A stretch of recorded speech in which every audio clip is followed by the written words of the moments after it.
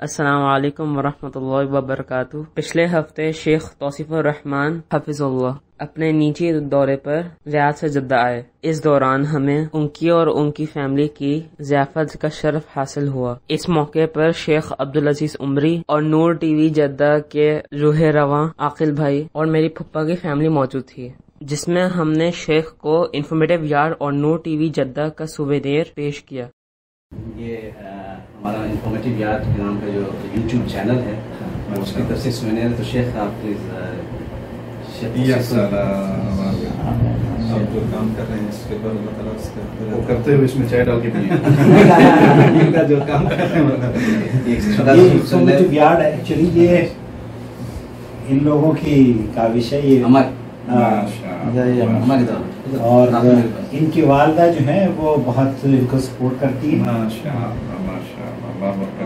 ابو عمار بچوں کو دین کا خادم بنائے، عالم بنائے، عامل بنائے، داعی بنائے۔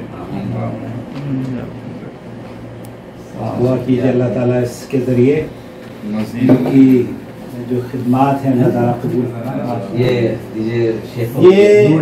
یہ آپ کے لیے خاص تحفہ ہے۔ یہ ان لوگوں میں سے ہیں جو کہ جب نور ٹی وی کا آغاز ہوا تو نور ٹی وی پہ سب سے پہلے جو حرام کا فتویٰ آیا تھا کہ ناجائز ہے، شیخ توصیف الرحمان تھے۔